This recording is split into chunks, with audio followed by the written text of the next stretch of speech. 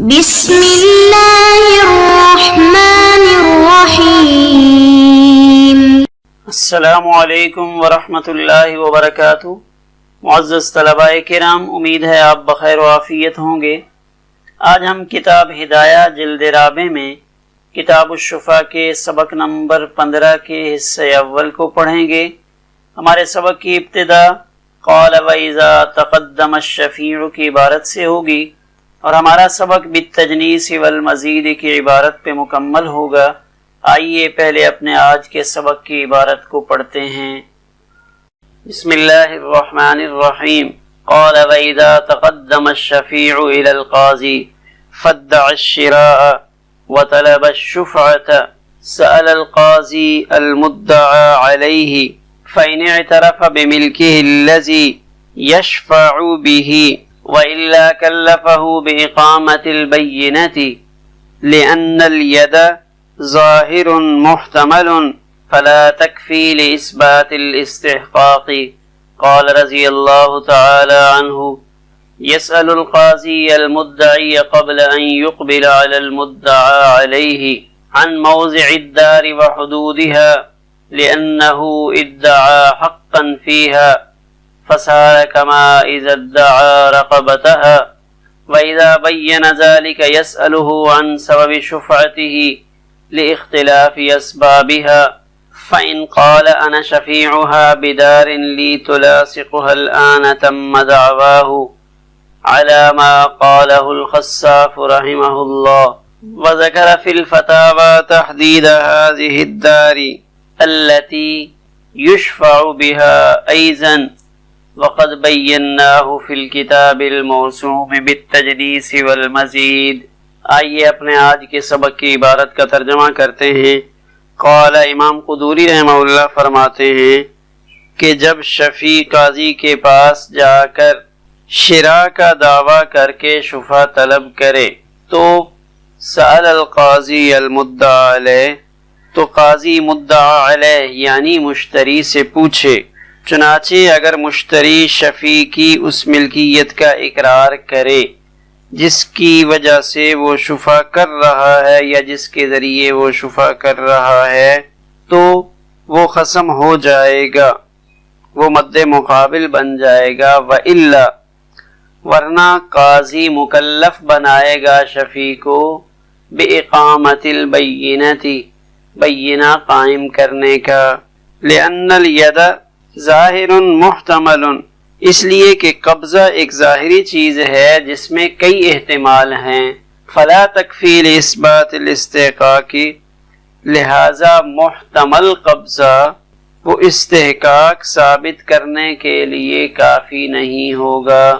قال رضی اللہ عنہ صاحب ہدایہ فرماتے ہیں یسأل القاضی المدعی کہ قاضی مدعی یعنی مشتری کی طرف متوجہ ہو کر اس سے پوچھے گا قبل ان یقبل علی المدعا علیہ، مدعا علیہ کی طرف توجہ کرنے سے پہلے کس کے بارے میں پوچھے گا؟ یسأل عن موضع الدار وحدودها، گھر کے جائے وقوع اور اس کے حدود اربع سے متعلق پوچھے گا، لأنه ادعا حقا فیہا اس لیے کہ اس نے اس گھر کے ایک حق کا دعویٰ کیا ہے، اس گھر کے ایک حق کا دعویٰ کیا ہے، فسارا پس یہ ایسے ہی ہو گیا، کما اذا ادعا رقبتها جیسے کہ اس نے اس گھر کے رقبہ یعنی اس گھر کی زمین کا دعویٰ کیا، ادعا رقبتها اس کی رقبہ کا دعویٰ کیا،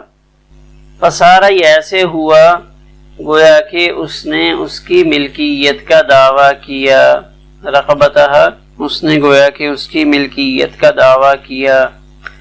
وَإِذَا بَيَّنَ ذَلِكَ جب اس نے زمین کے حدود اربع کو بیان کر دیا، يَسْأَلُهُ عَنْ سَبَبِ شُفْعَتِهِ تو وہ اس کے سبب شفا سے متعلق پوچھے گا، لِاخْتِلَافِ أَسْبَابِهَا کیونکہ شفا کے اسباب مختلف ہوتے ہیں، فَإِنْ قَالَ پس اگر شفیع نے یہ کہا، مثلا شفیع نے یہ کہا انا شفیعها کہ میرا گھر بکنے والے گھر کے متصل ہے، تلاصقها الآن کہ ابھی میرا گھر وہ اس گھر کے ساتھ ملا ہوا ہے. تم دعواہ تو اب اس کا دعویٰ پورا ہو گیا. علی ما قالہ الخصاف رحمہ اللہ جیسا کہ حضرت امام خصاف رحمہ اللہ نے فرمایا. وذکر فی الفتاوی تحدید هذا الدار اور فتاوی میں لکھا ہوا ہے کہ جس گھر کی وجہ سے حق شفا لے رہا ہے اس کا بھی حدود اربع بیان کرے. وقد بیناہ اور اس مسئلہ کو کتاب التجنیس والمزید میں ہم نے بیان کیا ہے. آئیے اب اپنے سبق کی تشریح دیکھتے ہیں. آج ہمارے سبق میں اس ترجمۃ الباب کا دوسرا حصہ شروع ہو رہا ہے. باب طلب الشفاعۃ والخصومۃ فیہا. تو والخصومۃ فیہا یہ دوسرا حصہ تھا. پہلا تھا طلب شفاع، والخصومۃ فیہا دوسرا حصہ تھا ترجمۃ الباب کا کہ عدالت میں جانا، دعویٰ دائر کر کے اپنے حق کو وصول کرنا.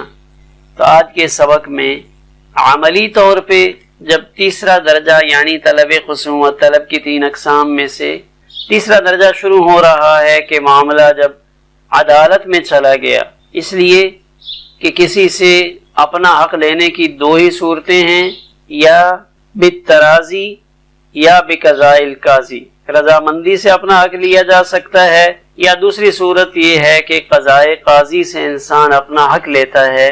یہاں بھی شفا جب اس کا حق ایک شخص کے لیے ثابت ہوا تو اب اگر وہ حق کے شفا اس کو رضامندی سے نہیں مل رہا تو اب دوسرا درجہ اختیار کرنا پڑے گا کہ قضاء قاضی سے وہ اس مکان کو بذریعہ شفا لے گا. وَإِذَا تَقَدَّمَ الشَّفِيعُ إِلَى الْقَاضِي اب جب شفیع قاضی کے سامنے جائے اور قاضی کے سامنے جا کر کیا کہے؟ فَدَّعَ الشِّرَاءَ خریداری کا دعویٰ کرے کہ میرے پڑوس میں جو مکان تھا احمد نے وہ مکان سعید کو بیچ دیا ہے. شراء کا دعویٰ کر رہے. طلب الشفاعۃ پھر وہ اپنے حق کے شفا کو طلب کرے گا. تو اب یہاں قاضی اس کے ذمے کیا ہے؟ قاضی یہاں اس مدعی شفا سے 3 سوال کرے گا. اس طلب خصومت میں قاضی بنیادی طور پہ 2 باتیں دریافت کرے گا. پہلی بات یہ دریافت کرے گا کہ شفیع کا اپنی ملکیت کا گھر وہاں ہے یا نہیں، کہ جس گھر کی وجہ سے شفیع شفا کر رہا ہے. اب پہلی تحقیق تو قاضی یہ کرے گا کہ واقعی اس کا اپنا گھر ہے بھی صحیح، یہ اس گھر کا مالک ہے یا نہیں، جس کی بنیاد پہ یہ حق شفا کا دعویٰ کر رہا ہے. اور دوسرا سوال یہ کرے گا کہ کس بنیاد پہ شفا کر رہا ہے. گھر میں شرکت کی بنیاد پہ شفا کر رہا ہے، راستے میں شرکت کی بنیاد پر شفا کر رہا ہے، یا پڑوس کی بنیاد پر شفا کر رہا ہے. یہ 2 بنیادی سوال ہیں. قاضی یہ 2 چیزیں ان کی تحقیق کرے گا، پھر اس کے بعد قاضی معاملے کو آگے بڑھائے گا.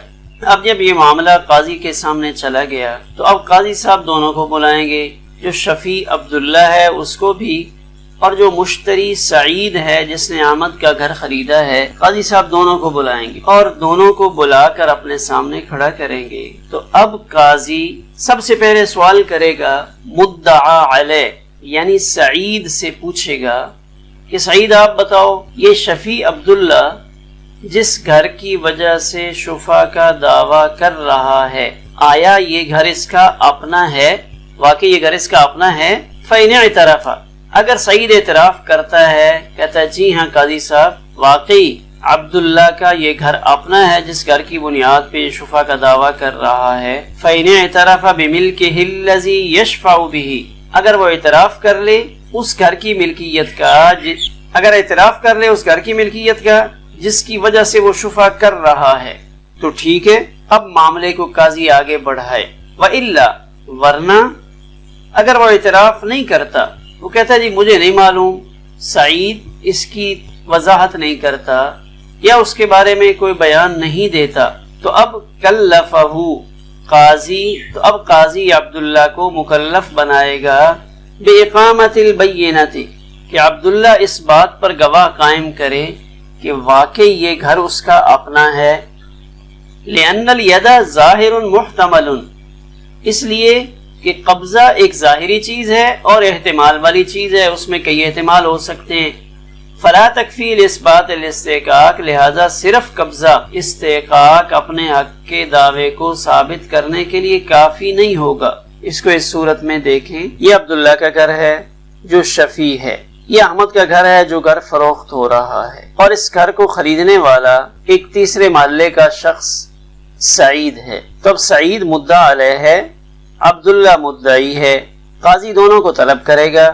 جب عبداللہ اس گھر پہ شفا کا دعویٰ کرے گا، یہ گھر سعید خرید چکا ہے، چابی اس کو مل گئی ہے، تو اب قاضی دونوں کو بلائے گا اور قاضی سعید سے یہ پوچھے گا، مدعا علیہ سعید ہے، اس سے پوچھے گا کہ سعید آپ یہ بتاؤ کہ عبداللہ جس گھر کو بنیاد بنا کر یا جس گھر کی وجہ سے شفا کا دعویٰ کر رہا ہے، واقعی یہ گھر اس کا اپنا ہے، یعنی یہ والا گھر عبداللہ کا ہے۔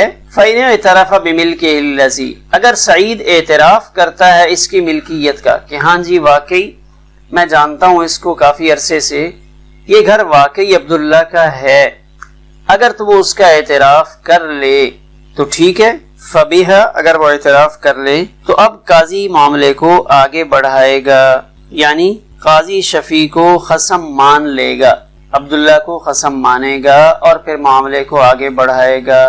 لیکن اگر سعید خاموش رہتا ہے، سعید اس کی وضاحت نہیں کرتا، یا مشتری سعید انکار کرتا ہے، کہتا ہے جی نہیں یہ تو عبداللہ کا اپنا گھر ہے ہی نہیں، عبداللہ اس گھر کی بنیاد پہ جو شفے کا دعویٰ کر رہا ہے یہ تو خود کرائے پہ یہاں پہ رہ رہا ہے، یا یہ مکان اس کے کسی دوست کا ہے، اس دوست نے اس کو یہاں پہ ٹھہرایا ہوا ہے، تو اب قاضی پہلے عبداللہ شفیع کی طرف متوجہ ہوگا اور اس سے کہے گا کہ عبداللہ آپ جس گھر کو بنیاد بنا کر شفا کا دعویٰ کر رہے ہو، اس گھر پہ اپنی ملکیت ثابت کرو اور اپنی ملکیت کے لیے گواہ پیش کرو۔ یہ ہے وَإِلَّا كَلَّفَهُ، ورنہ قاضی عبداللہ جو شفیع ہے اس کو مکلف بنائے گا بِإِقَامَةِ الْبَيِّنَةِ، بینہ کو قائم کرنے کا، کہ گواہ پیش کرو واقعی یہ گھر تمہارا اپنا ہے جس گھر کی وجہ سے تم شفا کر رہے ہو۔ لِأَنَّ الْيَدَ ظَاهِرٌ مُحْتَمَلٌ، اس لیے کہ دنیا کے اندر جو چیزیں موجود ہیں ان سے متعلق ایک ید قبضہ ہوتا ہے اور ایک اس کی ملک رقبہ ہوتی ہے۔ ید ظاہر ہوتا ہے، ملکیت ظاہر نہیں ہوتی، تو جو ید ظاہر ہے محتمل، اس میں کئی احتمال ہو سکتے ہیں کہ اس کا قبضہ کرائے کا ہو، کسی دوست نے اس کو ویسے یہاں پہ بٹھایا ہو، یا اس نے کسی سے مکان چھینا ہوا ہو اور وقتی طور پہ یہاں رہائش پذیر ہو، لہذا یہ ظاہری قبضہ جس میں کئی احتمالات ہیں۔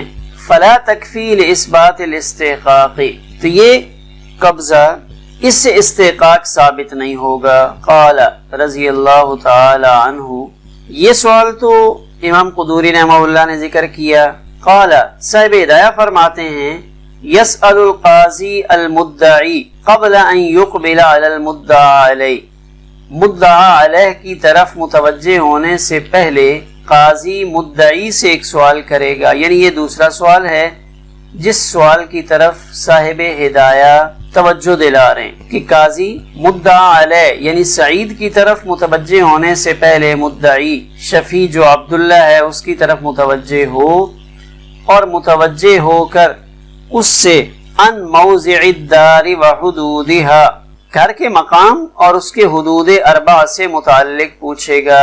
بکنے والے گھر اس کے متعلق پوچھے گا، کیوں؟ یہ سوال کیوں کرے گا؟ لأنه ادعا حقا فيها، اس لیے کہ اس نے اس گھر میں ایک حق کا دعویٰ کیا ہے کہ اس گھر میں میرا ایک حق ہے، میں اس کا پڑوسی ہوں، پڑوس کی وجہ سے یا شریک فی نفس المبی ہونے کی وجہ سے یا شریک فی حق المبی ہونے کی وجہ سے میں اس گھر کو لینا چاہتا ہوں، تو اس گھر کے متعلق قاضی اس سے پوچھے گا۔